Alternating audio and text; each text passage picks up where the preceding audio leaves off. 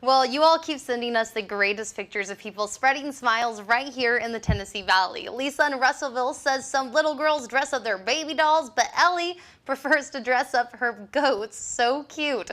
Caitlin sent us a photo of her pup Lily taking a ride on Cedar Creek Lake, and Angela sent us an adorable picture of her little one enjoying a day out picking fresh strawberries. Be sure to text us your pictures of people spreading joy so we can put them on air and online. Send them to 256-382-2692. Again, that is 256-382-2692. And remember to keep spreading smiles.